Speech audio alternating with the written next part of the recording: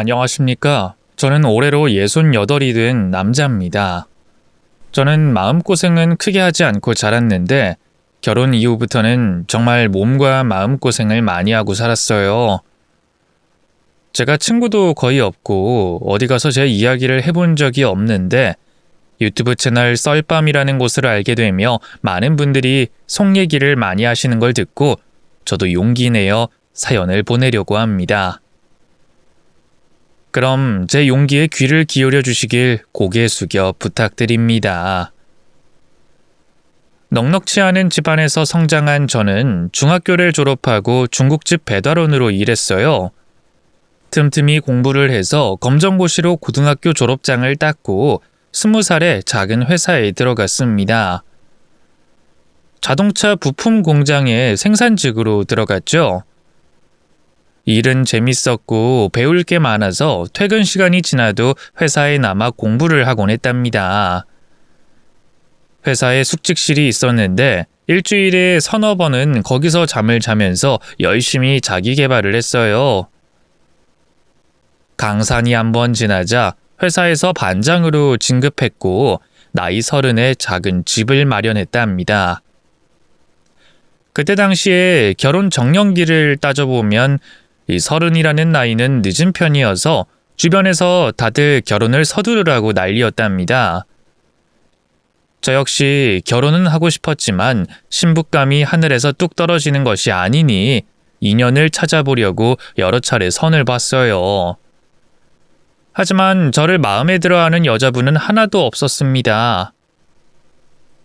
제가 예의상 다시 만나자고 말했더니 하나같이 좋은 여자 만나세요 라면서 차버리더라고요. 제 매력이 그렇게 없나 이후부터는 선자리를 거절했습니다. 그러던 어느 날 출근길을 걷던 중 제 눈에 확 띄는 여성이 보였어요. 단정한 단발머리에 긴 치마와 하늘색 티셔츠를 입고 있던 여자분이었는데 뒷모습만 봐도 무척 아름답더라고요. 그날은 제가 무슨 자신감이었는지 제 앞을 걸어가던 그 여자분에게 말을 걸었습니다. 저기 안녕하십니까? 저는 심선기업의 박만호 반장입니다. 네, 그런데요? 제가요, 그러니까 저 박만호가 아가씨한테 반해버렸습니다. 어떻게 그런 말을 하게 된 건지 지금 생각해보면 제 인생에서 가장 용기 있던 순간이었던 것 같습니다. 여자분은 제 어이없는 고백에도 웃어주셨고 만나달라는 부탁에 알겠다고 대답해 주셨어요. 귀여우시네요. 좋아요. 이따 오후 6시에 요 앞 사거리 횡단보도 앞에서 봐요. 그게 정말입니까? 고맙습니다. 그럼 좋은 하루 보내십시오. 저는 너무 좋아서 그날 회사에서 어떻게 일을 했는지 기억이 나지 않았습니다. 하루 종일 첫눈에 반한 여자 생각만 하면서 정신줄을 놓고 일했답니다. 그날 저녁 그녀를 다시 만나게 됐고 저희 둘은 사귀기로 했어요. 물론 제가 강하게 밀어붙여서 성공하게 된 거죠. 그런데 그 여자친구의 정체를 알게 되자 절로 헉소리가 나왔답니다. 그러니까 민자 씨가 의사라는 거예요? 그 하얀 가운 입고 청진기 목에 걸고 일하는 의사? 네, 그렇다니까요. 종합병원에서 내과의로 일하고 있어요. 와, 제가 의사 선생님이랑 사귀다니 이거 참 영광입니다. 에이, 뭐 의사고 뭐고 다 똑같은 월급쟁이에요. 괜히 부담 갖고 그러지 마세요.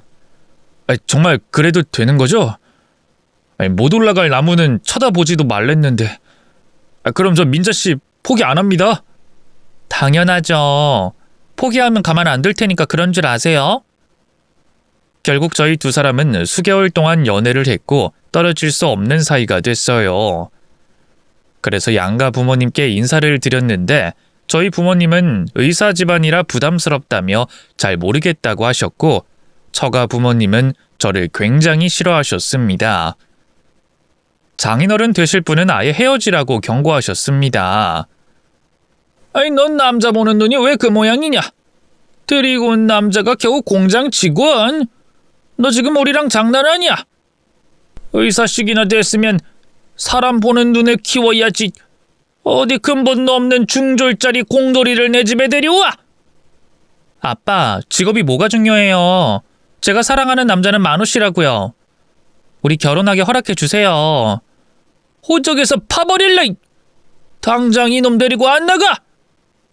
처가 부모님이 완강하게 반대를 하셔서 제가 무릎 꿇고 받아달라고 빌어도 봤어요. 하지만 바로 방으로 들어가시며 문을 쾅 닫아버리시며 거절하셨습니다. 이후 몇 차례나 찾아뵀는데 항상 문전박대를 당했어요. 결국 이 결혼은 안 되겠다 싶어 애인에게 헤어지자고 했습니다. 그러자 그녀는 저와 살림부터 차리고 결혼식은 나중에 하자고 하더군요.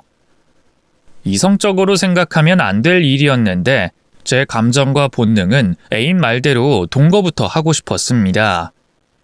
그래서 민자 씨와 동거를 먼저 시작했고 처가 부모님들께도 말씀을 전했어요. 그런데도 꿈쩍도 안 하시고 아내를 호적에서 파버리겠다는 말씀만 하시며 저를 받아주지 않으셨답니다. 그렇게 해가 2번 바뀌고 저와 민자 씨 사이에서 아들이 태어났어요. 자식을 처음 낳아보니 인생이 얼마나 행복한 일인지 제대로 깨달았죠. 이렇게 자식까지 낳고 사는 걸 보면 처가에서 저를 받아주지 않을까 생각하고 찾아갔는데 당신들 손자가 태어났다고 하니 아내에게 인연을 끊어버리시겠다고 했어요.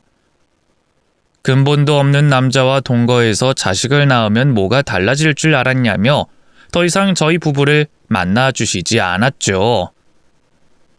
결국 처가 식구들과 저희는 다시 못 만나게 됐습니다. 그런데 이듬해 제 인생에서 가장 슬프고 힘든 상황이 찾아왔습니다. 사랑하는 아내가 퇴근길에 트럭에 치여 세상을 떠났어요. 아내의 죽음을 보고 얼마나 놀랐던지 의식을 잃고 쓰러져서 한참 뒤에 깨어났습니다. 아내가 세상을 떠난 것이 꿈일 거라 믿었죠. 그런데 정신을 차리고 보니 처부모님이 제 뺨을 사정없이 때리고 있더라고요. 온갖 욕설에 손찌검으로 만신창이가 됐습니다. 이후 저는 아들을 혼자 키우는 호라비가 됐어요. 아내를 가슴에 묻으며 아들을 위해 최선을 다해 살겠다고 약속했습니다. 슬픔이 완전히 지나가진 않았지만 귀여운 아들이 자라는 걸 보면 웃음이 절로 나왔어요.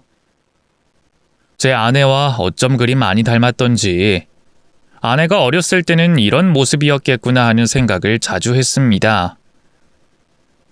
세월이 조금 지나 아들이 초등학생이 됐을 때 한국에 IMF가 터졌어요.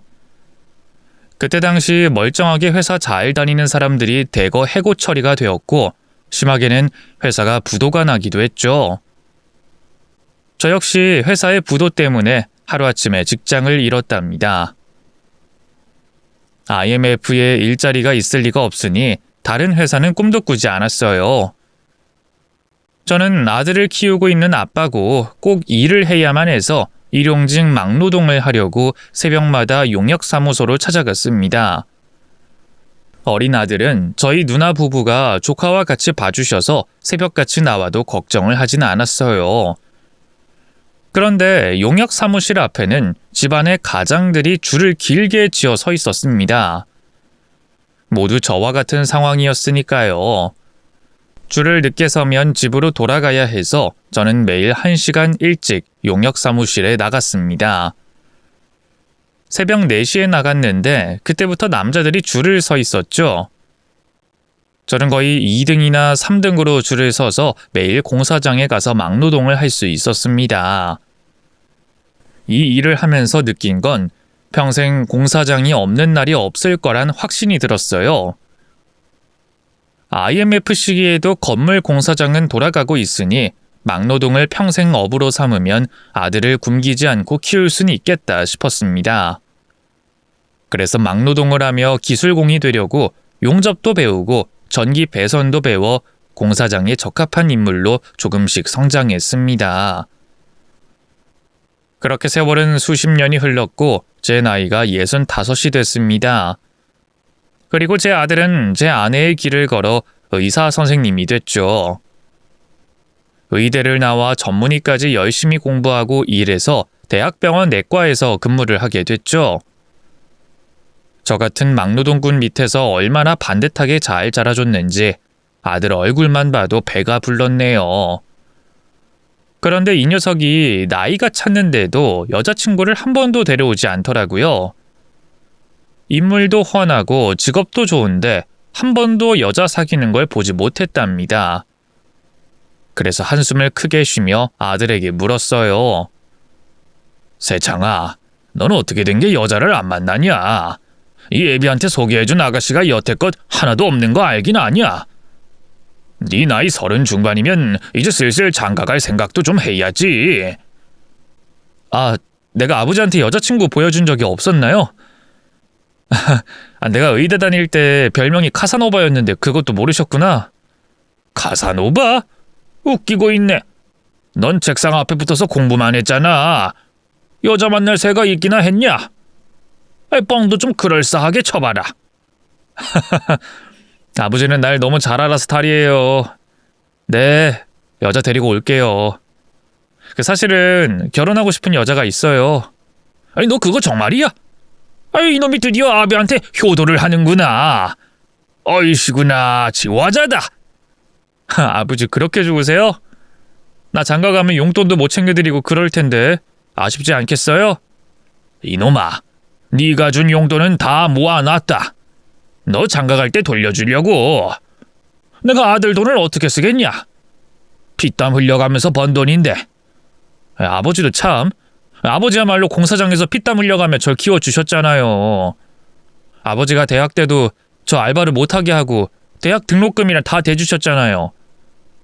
제가 얼마나 죄송하고 감사하게 생각하는지 아세요? 말 나온 김에 우리 대화 좀 해요. 지금 제 결혼보다 아버지 은퇴에 대해 말해보자고요. 도대체 언제까지 공사장에서 일하실 건데요?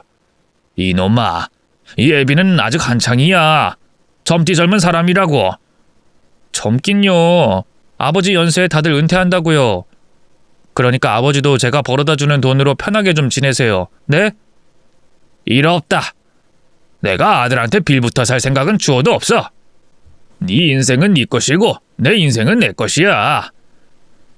아들놈이 제발 공사장을 관두라고 사정했는데 저는 일이 좋고 재밌어서 아직은 때가 아니라고 일러줬습니다. 그리고 몇 주 뒤에 아들의 애인이 집에 찾아왔어요. 제 아내만큼은 아니지만 예쁜 아가씨였죠. 예비 며느리는 성격이 밝고 쾌활하진 않았습니다. 도도하고 지적으로 보였죠. 제가 묻는 질문에는 단답형으로 대답하더군요. 아가씨는 우리 아들의 어디가 좋은 건가? 네? 아, 이사라서요. 얼굴도 잘생겼고 빠지는 게 없잖아요. 아주 솔직한 사람이네. 그래서 내 아들과 결혼하면 행복하게 잘 살 수 있는 자신이 있는 건가? 아버님, 질문이 너무 올드하네요. 그냥 오빠가 저 좋다고 하고 의사니까 굶어 죽지 않겠거니 생각하고 결혼하려는 거예요. 요즘은 다 조건 보고 결혼하는 시대잖아요. 제 말이 예의 없이 들렸다면 죄송한데 전 솔직하게 대답 드리는 거예요. 아니야. 죄송하기는. 난 오히려 이런 대답 들으니 더 좋네. 그래. 그럼 상견례는 언제쯤 할까? 저는 아들이 어련히 좋은 여자를 선택했을 거라 믿고 질문을 많이 하지 않고 허락의 말을 전해줬습니다. 그리고 4주 뒤에 상견례를 치르게 됐어요. 예비 며느리와 사돈 부부는 약속 시간보다 30분 늦게 도착했습니다. 기본이 안 돼 있다고 생각했으나 괜히 지적하고 언짢은 기색을 보이면 분위기가 이상해질까봐 화난 얼굴로 인사를 했답니다. 아이고, 사돈어른 안사돈. 이렇게 만나뵙게 되어 영광입니다. 두 사람은 제 인사를 받고 고개를 까딱이며 자리에 앉더군요. 악수하려고 오른손을 내밀었는데 사돈어른은 가볍게 무시했습니다. 저는 부끄러운 손을 거두며 말했어요. 이렇게 예쁜 따님을 시집 보내기 아까우시겠습니다. 그러자 사돈어른이 대답했죠. 아깝긴 하죠. 제 딸이긴 하지만 진짜 남주기 아까운 녀석입니다. 온실 속 화초처럼 키웠거든요. 또 제가 딸 바보라 시집 간다는 말을 듣고 꽤 우울했습니다. 아유, 그럴 만도 하죠. 제가 사돈어른 입장이어도 같은 마음이었을 겁니다. 그래도 제 아들을 사위로 받아주시겠다고 하니 무척이나 감사합니다. 네네. 일단 식사부터 하시죠. 천천히 대화 나눠봅시다. 결혼 준비와 관련한 이야기를 나누면 한참 걸릴 테니 배부터 채우자고요. 그러죠. 좋습니다. 그래서 식사를 시작했는데 어색한 기류가 흘러 입에 잘 들어가지 않더라고요. 음식은 분명 비싸고 맛있는 것들이었는데 무슨 맛인지 기억이 나지 않았습니다. 이윽고 식사를 거의 다 하고 배를 채운 뒤 디저트를 기다리며 대화를 시작했답니다. 이번엔 안사돈이 말문을 열었습니다. 저기 박서방 모친은 어떻게 돌아가셨는지 여쭤봐도 될까요? 저는 교통사고로 세상을 떠났어요. 아들 녀석이 2돌 지났을 무렵에요. 그 이후부터는 저 혼자 쭉 아들을 키워오며 살았고요. 재혼도 안 하시고요? 대단하시다. 근데 제가 듣기로 돌아가신 안사돈이 의사였다고 하던데. 네. 그 아들이랑 같은 내과 전문의였어요. 그럼 사돈어른 직업은 뭔가요? 그 박서방한테 물어보질 않아서 궁금하네요. 저는 공사장에서 일하는 기술공입니다. 네? 공사장이요? 그럼 노가다를 말씀하시는 건가요? 그렇죠. 노가다. 막노동. 이렇게 말하는 직업이죠. 그래도 기술공이라 꽤 대우가 좋습니다. 저는 자랑스럽게 제 직업을 밝혔는데 사돈 부부는 별로 좋아하지 않는 것 같았어요. 다시 안사돈이 입을 열었습니다. 막노동꾼이라. 직업은 그렇다 치고 애들 신혼집은 어느 정도 해줄 수 있어요? 저희는 강남에 40평대 아파트를 원하는데요. 강남이요? 그 먼 곳에 신혼집을 차리겠다고요? 사돈, 제 딸 데리고 가는 건데 그 정도는 써야죠. 설마 그 정도 능력 없는 건가요? 네, 제가 돈을 열심히 모으긴 했지만 아무래도 강남의 집은 힘들 것 같군요. 제 아들도 전문의가 된 지 얼마 안 돼서 대출만 잔뜩 받아야 할 것 같아요. 그러지 말고 처음 시작하는 신혼집은 외곽에도 좋은 곳이 많으니까 적당한 곳을 골라보는 게 어때요? 우린 강남 아니면 안 됩니다. 그리고 우리가 때가 되면 박서방 개인 병원도 차려줄 생각인데 그 정도는 받아야죠. 그렇게까지 해주실 생각이셨군요. 근데 사돈 두 분은 어떤 일을 하시길래 개인 병원까지 차려주시겠다는 건가요? 저도 사돈 두 분에 대해 들은 게 없어서 여쭙는 겁니다. 저희는 장사꾼이에요. 고급 술집을 운영하고 있죠. 장사를 하시는군요. 그래서 그렇게 부티가 나셨구나. 사돈어른, 제 질문에 아직 마음에 차는 답을 안 하셨네요. 애들 신혼집을 강남에 해주실 수 있겠어요? 저는 머릿속으로 숫자를 열심히 돌리다가 이내 대답했습니다. 하나밖에 없는 아들의 결혼인데 뭔들 못해주겠습니까? 제가 모은 재산과 대출을 좀 많이 받으면 충분히 마련해 줄 수 있을 겁니다. 오케이, 그럼 됐어요. 강남에 아파트 한 채 받으면 우리 조건은 끝이에요. 사동 형편이 어렵다고 하시니 더 요구했다간 파산할지도 모르니 적당히 하도록 하죠. 사돈 부부는 처음부터 계속 냉랭한 말투로 저를 대하더군요. 상견례 자리가 아니라 취조당하는 기분이었습니다. 어쨌든 아들을 위한 일이니 끝내 강남에 아파트를 해주기로 결론을 냈습니다. 그런데 사돈 부부가 속닥거리면서 비밀 대화를 나누더군요. 그리곤 사돈 어른이 저에게 명령조로 말했습니다. 사돈, 조건 하나만 더 할게요. 결혼식장에 나누셨으면 합니다. 막노동꾼이 혼주인 건 보기 좀 그렇잖아요. 저희가 고급진 이미지의 대역 알바를 불러서 사업가 집안과 결혼하는 걸로 할 거예요. 아실지 모르겠지만 이 비즈니스를 하려면 사람들 눈에 비춰지는 게 아주 중요하거든요. 그러니까 사돈은 결혼식에 나오지 마십시오. 이게 우리 조건입니다. 저는 그 말을 듣고 한참 동안 멍하니 앞만 보고 있었어요. 이게 말인지 막걸리인지 구분이 되지 않았거든요. 농담을 하는 건지 진지하게 요구하는 건지 가늠이 되지 않았습니다. 제 상식에선 이해할 수 없는 말이었으니까요. 그래서 전 되물었습니다. 지금 뭐라고 하신 거죠? 제가 말귀를 잘 못 알아들은 것 같네요. 다시 한번 말씀해 주시죠. 못 알아들으셨어요? 노가다꾼이라 그런지 이해력이 딸리시나 보네. 사돈, 결혼식장에 나오시지 말라고요. 외모도 시커멓게 단게 막노동한다고 얼굴에 써놓으신 것 같네요. 우리가 단역 섭외할 테니까 혼주석에 앉지 말라고요. 이제 이해가 되시나요? 그러니까 막노동꾼인 제가 창피하고 부끄러우니 고급진 사람들을 섭외해서 결혼식을 치르겠다고요?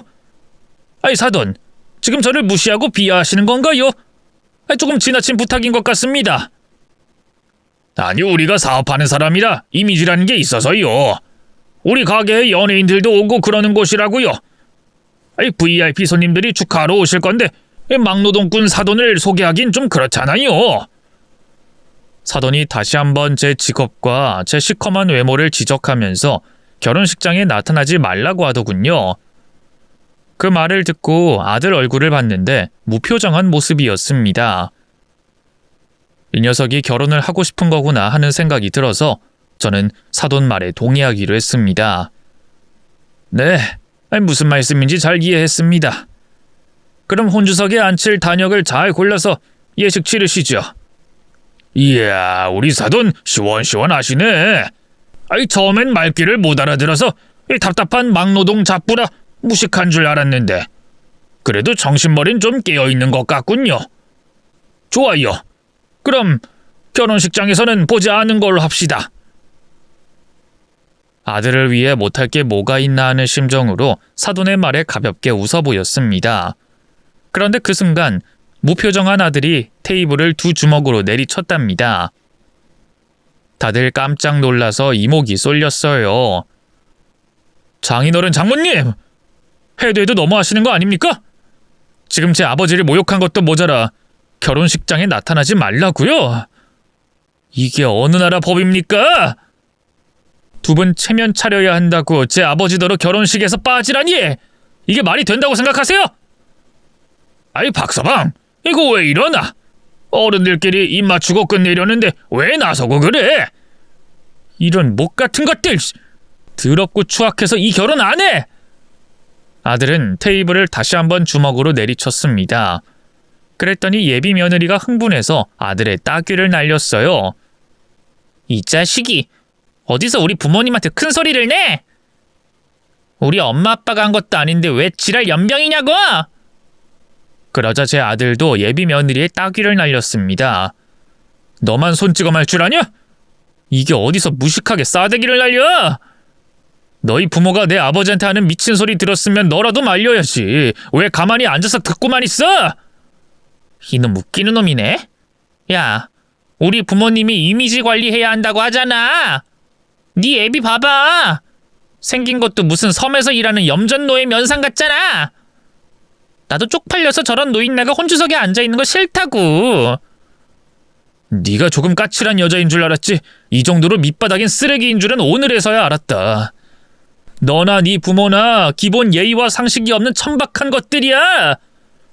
아들이 무지막지한 막말을 하자 사돈어른이 제 아들에게 달려들며 멱살을 잡아챘습니다. 주먹질을 하며 자기 딸을 왜 건드리냐고 쌍욕을 퍼붓더군요. 이 하층민 자식아! 어디 내 공주 같은 딸 얼굴에 손을 올려! 의사라고 참고 봐주려고 했더니 이거 아주 지 애비를 닮아 근본 없는 놈이잖아. 너 오늘 내 손에 뒤졌어. 그 광경을 보자 저 역시 온몸이 흥분으로 들썩이며 뛰어올라 몸을 던져 사돈어른을 아들에게서 떨어뜨렸습니다. 똑같이 주먹으로 응징해줬죠. 네 놈이 내 귀한 아들을 왜 건드려? 고작 술 장사하면서 내가 쪽팔리다고? 이 어리석고 무식한 놈아. 요즘 재벌도 너같이 안 해, 이 쫄부 새끼야. 이 부자가 쌍으로 지랄을 하네. 좋아, 해보자고. 이 마누라 돼지놈아. 이 악마 같은 놈, 이젠 하다하다 내 아내를 욕해? 니들 오늘 다 내가 씹어먹어 주겠어. 양가 식구는 득달같이 달려들며 치고받고 싸웠습니다. 식당 룸 안에서 소란이 커지자 종업원들이 때로 몰려 들어와서 말렸어요. 상견례 자리가 싸움터가 돼버려 제대로 결혼을 말아먹게 됐습니다. 아들과 저는 식당에서 나와 나란히 걸으며 대화를 나눴습니다. 아들, 미안하다. 아버지가 잘난 게 없어서 이 사달이 났다. 아버지가 뭐가 미안해요. 저 집안 식구들이 완전 쓰레기지. 난 저것들 착한 사람들이라고 생각했어요. 내가 인사하러 갔을 때는 아주 점잖게 대하더니 여기선 바닥치는 모습을 보이네요. 아버지, 저런 것들하고 한 식구 되느니 차라리 혼자 사는 게 나아요. 아유, 혼자 사는 게 나은 건 아니지만 저런 집안에 내 귀한 아들을 줄 수는 없다. 그러니까 다른 여자를 찾아봐라. 아버지, 걱정하지 마세요. 제가 오늘 데리고 온 여자보다 100배는 나은 여자 데려올 테니까. 그래. 아이, 그렇게만 해주면 내가 오늘 일을 잊어버릴 수 있겠다. 아이, 젊었을 때 네 엄마랑 나 사이를 받아주지 않던 사람들이 생각나는 하루였다. 아들은 그게 누구냐고 물었는데 제가 처부모님 이야기는 하지 않았어요. 지금은 두 분 다 돌아가셨고 아주 오래된 일이니 말을 삼켜버렸죠. 그렇게 아들 상견례를 제대로 망치고 공사장에서 일하고 있던 중 어깨를 심하게 다쳤습니다.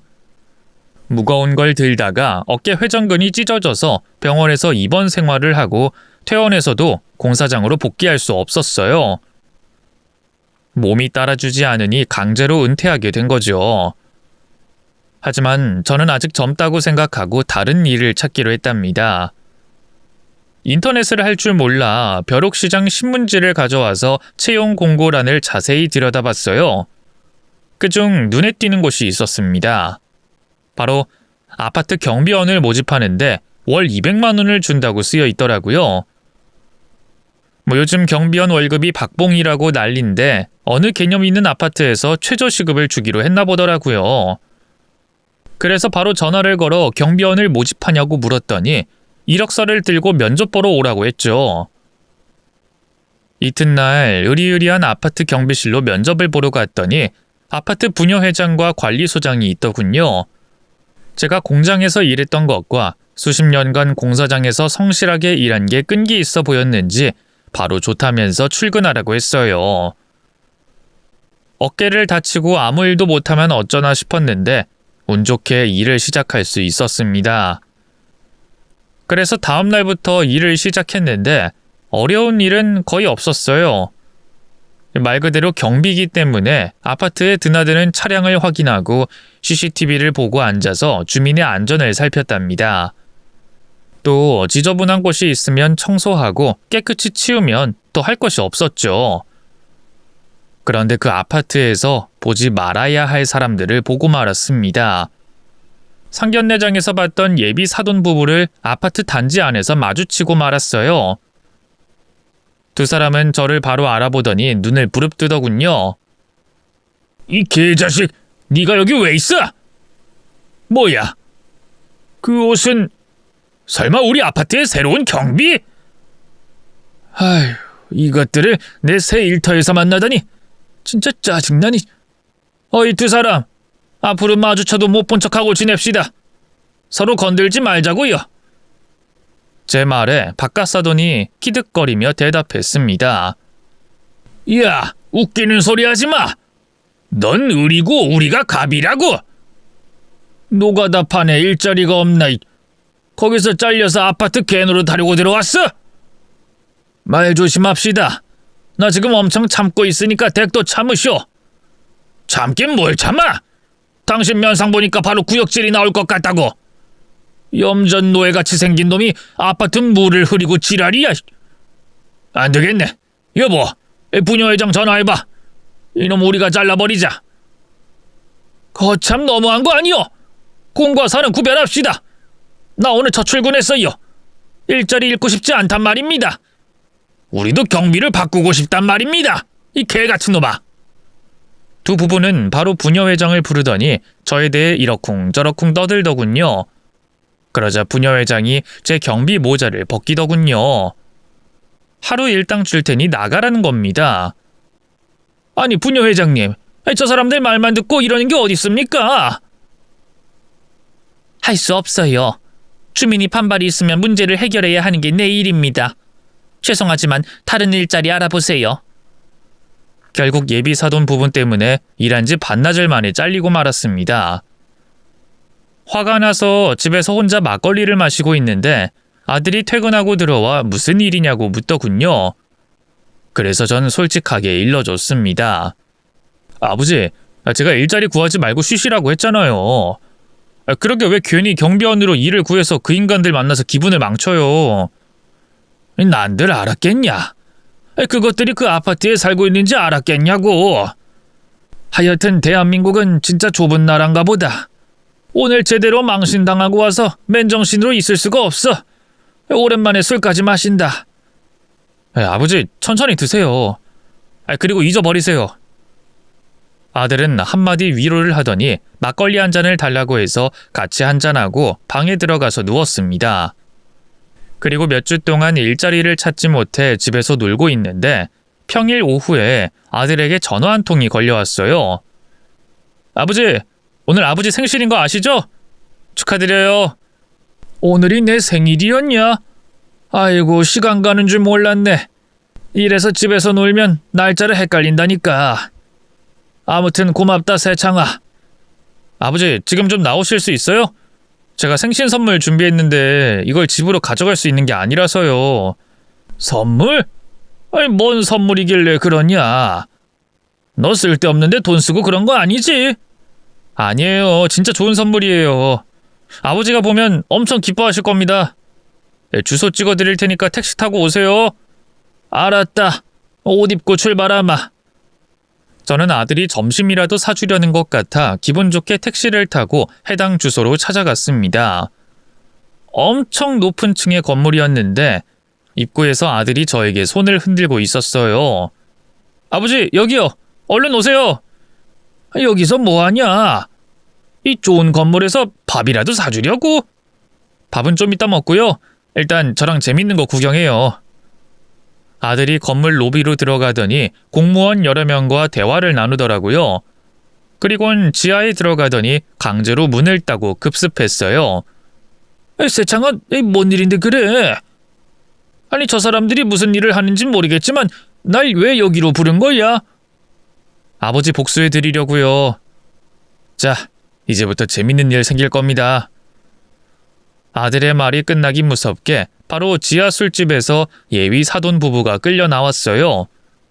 그리고 공무원들은 가게 장부와 술을 모두 압수했답니다. 그리고 이 일을 주도하는 제 또래의 남자가 있었는데 아들이 그 남자를 저에게 소개해 주더군요. 아버지, 이쪽은 제 장인 되실 분이에요. 이 건물의 주인이시고 다른 건물도 몇 개 소유하시고 있어요. 뭐, 장인? 너 벌써 애인이 생겼냐? 아무튼 그 인사드려야지. 안녕하십니까? 그 박만호라고 합니다. 아이고, 사돈어른, 이렇게 뵙게 되어 반갑습니다. 얼마 전에 결혼 파토 났다고 소식을 듣고 제가 바로 박서방을 꼬셨습니다. 사실 제 딸이 박서방을 짝사랑하고 있었고 저희 부부도 박서방을 좋아했거든요. 장가 간다는 말에 아쉬워하고 있었는데 상견례장에서 있었던 일을 말해주더라고요. 그래서 제가 바로 사위로 영입하기로 했습니다. 사돈어른, 제가 아드님의 장인이 돼도 괜찮을까요? 네? 아니, 너무 갑작스러워서요. 그리고 지금 저 두 사람 일이 우선인 것 같은데요. 술집 장사하던 저것들이 왜 저러고 있는 거예요? 저것들이 그 사돈어른한테 함부로 대했다면서요. 막노동꾼이 혼주석에 앉는 건 싫다고 했던가요?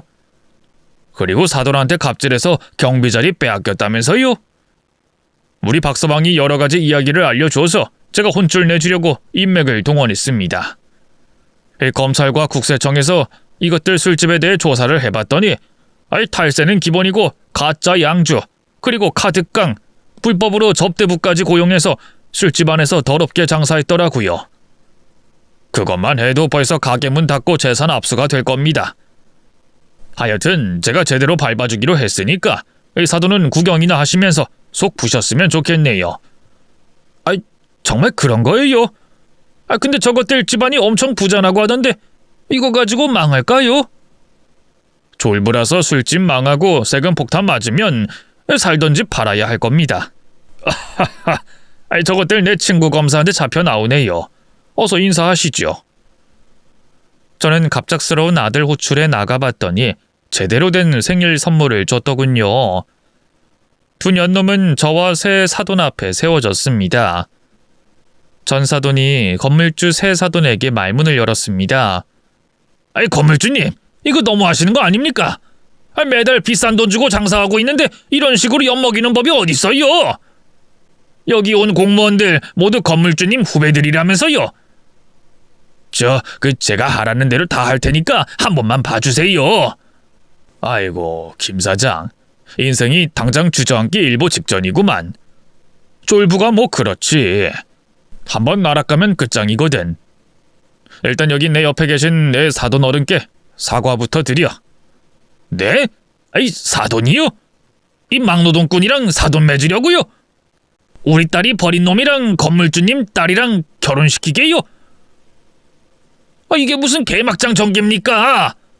어이, 막장은 자네 식구들이나 막장이지.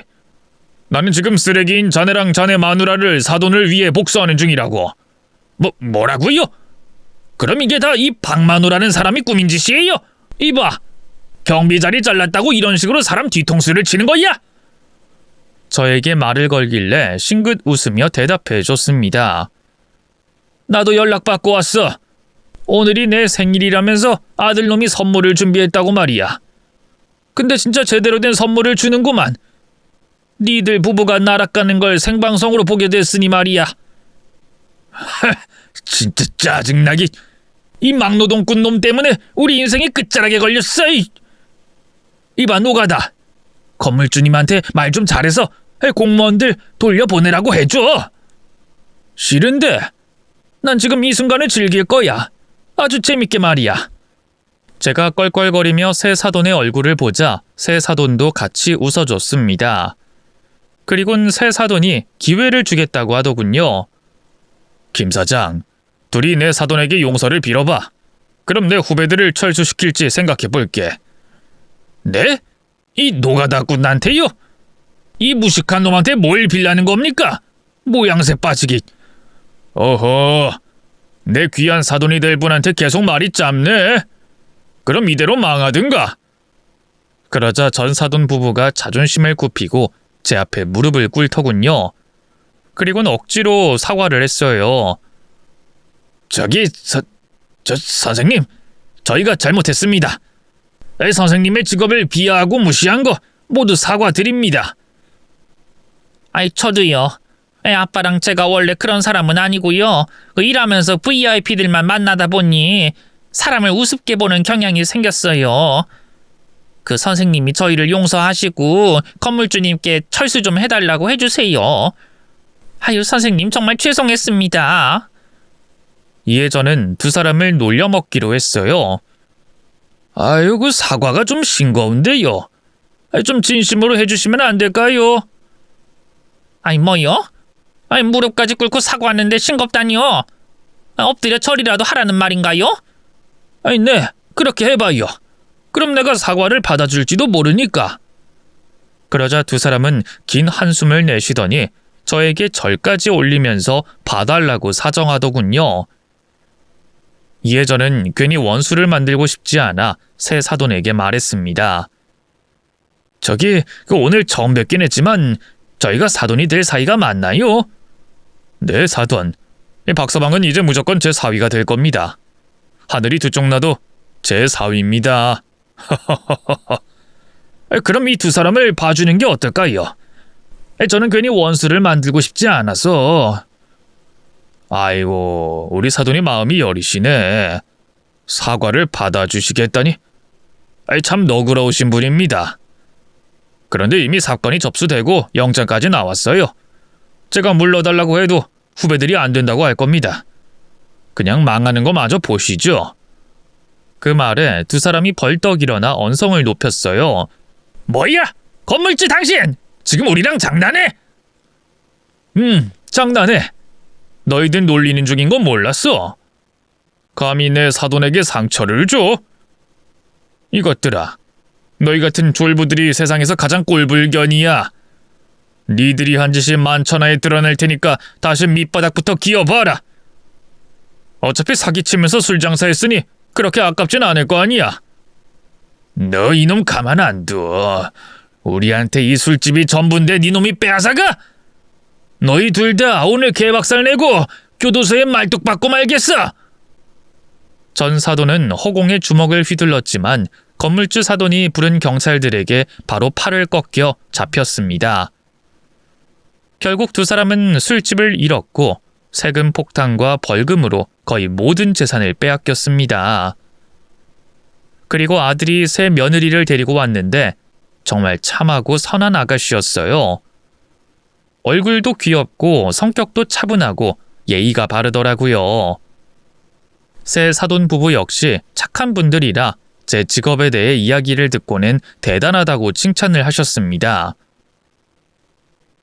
아이고 사돈, 그 안사돈 잃고 혼자 아들만 바라보고 열심히 살아오신 게 정말 존경스럽습니다. 우리 시대에는 다들 못 먹고 못 살던 시대 아닙니까? 이 베이비 부모의 IMF까지 겪은 가장들 아니겠어요? 저야 노가다판에서 아들 얼굴 떠올리면서 재밌게 일했어요. 사돈들이야말로 대단한 분들이죠. 두 분 다 자수성가한 의사라고 하시니 존경심이 절로 생깁니다. 우리도 못 살던 시절이 있었죠. 저랑 아내는 죽어라 공부해서 의대에 들어갔어요. 집안 도움 하나 못 받았는데 이제와 생각해보니 스스로 종합병원까지 개원하게 되니 진짜 뿌듯했습니다. 종합병원을 운영하시고 여러 채 상가까지 소유하고 계시다니 참으로 멋지십니다. 사돈, 듣자 하니 일을 하고 싶어 한다고 들었어요. 네. 그 어깨 다치고 공사장에는 못 돌아갈 것 같아서 경비원으로 일하려고 했었죠. 근데 결과는 그 사돈도 아시죠? 네. 그래서 말인데 제 건물에서 관리자로 일해보시는 건 어때요? 총관리 책임자로 스카우트하고 싶습니다. 네? 아닙니다. 제 아들한테 개인 병원 차려주신다면서 어떻게 저까지 신세를 지겠습니까? 신세라뇨. 이제 한 식구인데 서로 도울 수 있는 건 도와야죠. 그리고 건물 총관리 책임자가 하는 일이 절대 편하지 않아요. 머리도 많이 써야 하고 사람 스트레스도 심할 겁니다. 사돈은 잘 이겨낼 것 같으니 제안하는 거예요. 그렇군요. 그럼 저야 감사히 받도록 해야죠. 제가 최선을 다해 일해 보겠습니다. 감사합니다, 사돈. 그렇게 저는 사돈의 건물에서 관리자로 일하게 됐고 얼마 뒤 아들을 장가 보냈습니다. 새 며느리가 아들을 오랜 시간 짝사랑해온 것도 감사한 일인데 결혼 파토가 나서도 제 아들을 받아준 걸 보니 엎드려 절하고 싶을 만큼 고마웠네요. 여하튼 아들 내외는 신혼부부로 새롭게 시작하게 됐습니다. 저는 상가에서 열심히 일하는 관리자로 소문이 나서 임차인들에게 응원을 받으며 일했어요. 2년 뒤 저 혼자 살던 집을 정리하고 조금 더 좋은 아파트로 이사 갔습니다. 아들이 많이 보태줘서 효도를 받고 말았네요. 게다가 좋은 차도 한 대 사줘서 편하게 출퇴근했답니다. 그렇게 소소하고 행복하게 지내고 있는데 충격적인 광경을 봤습니다. 저희 아파트 경비원이 화단에 오줌을 싸고 있는 겁니다. 너무 기가 막힌 저는 바로 경비원에게 항의했습니다. 이봐요 경비 아저씨, 지금 뭐 하는 짓입니까? 화단에 오줌을 싸다니 당장 그만 싸지 못해요. 아이고 죄송합니다. 제가 너무 급해서 여기 오줌을 싸버렸네요. 저기 선생님, 이 일은 비밀로 해주시면 안 될까요? 바지 지퍼를 올리고 저를 돌아본 경비원은 다름 아닌 전 사돈이었습니다. 아니, 당신이 우리 아파트에 왜 있어? 뭐야? 당신은 내 인생 망치고 우리 가정 바탕낸 그 막노동꾼? 원수는 외나무 다리에서 만난다더니 너 잘 만났다. 내가 너 때문에 쫄딱 망해서 경비질이나 하면서 연명하고 있다고. 경비원이 뭐가 어떻다고 당신 직업을 비하하고 그러나? 그리고 당신이 망한 게 어떻게 내 탓이야? 불법 실컷 저지르고 살다가 한 방에 훅 갔으면서. 이 막노동꾼이 그 사이 많이 컸구나. 좋은 차도 타고 이런 좋은 아파트에 사는 걸 보니. 그래, 우리 아들이 내과 전문이잖아. 우리 사돈이 개인 병원 개원해줘서 아주 잘 살고 있지. 이게 따지고 보면 다 당신 덕분이야. 하마터면 네 놈과 사돈을 맺었을 거 아니야. 다행히 그때 진상 부려줘서 고맙네. 이 개같은 놈이 감히 날 조롱해? 안 되겠어. 너 오늘 제삿날인 줄 알아. 안 그래도 경비직거리 하는 거 지긋지긋했는데 오늘이 너랑 내가 같이 저승길 가는 날인가 보다. 아직도 철이 덜 들었구만. 나이를 어디로 처먹은 건가? 똥구녕으로 처먹었다, 이 거렁뱅이 노가다꾼 새끼야! 그놈은 빗자루를 들고 제 몸에 휘둘렀어요. 저는 뒷걸음질하며 이리저리 피하다가 빗자루 손잡이를 꽉 잡았습니다. 그리고 그놈을 밀어버려서 주차장 바닥에 넘어뜨렸습니다. 아이고 나 죽네. 아이 주민 여러분, 이놈이 경비한테 갑질하고 때립니다. 신고 좀 해주세요. 이봐 졸부, 내 블랙박스에 다 찍혔거든. 이거로 네 놈을 잘라버릴 거야. 뭐? 그래, 잘라라. 어차피 여기서 더 내려갈 곳도 없고 차라리 돼지는 게 낫다고. 그놈은 끝까지 비관적이고 저를 크게 원망하고 있었습니다. 그래서 그놈이 원하는 대로 경비원 자리를 반납하게 하며 쫓아내버렸답니다. 주민에게 빗자루를 휘둘렀으니 충분히 퇴사 사유가 됐죠. 그리고 졸부 세 식구는 도시에서 버틸 수가 없어 지방의 싸구려 방을 구해 각자 허드렛 일을 하며 산다고 하더군요. 그게 제가 들은 마지막 소식이었습니다. 한편 제 며느리가 결혼 3주년이 되자 손녀딸을 낳게 됐어요. 이젠 이승에서 원하는 꿈을 모두 다 이룬 것 같습니다. 먼저 간 아내를 만나게 되면 꼭 하고 싶은 말이 있네요. 여보, 나 잘 살았지? 우리 아들 잘 키웠지? 라고 말이죠. 저같이 반대한 결혼 생활을 하신 분들도 계실 것이고 분노가 치미는 상견례를 치른 분들도 분명히 계실 거라 생각합니다. 제가 드리고 싶은 말씀은 너무 배경만 보지 마시고 사람의 내면을 봐주셨으면 합니다. 그럼 여기서 글을 마칠게요. 모두 건강하시고 안녕히 계세요.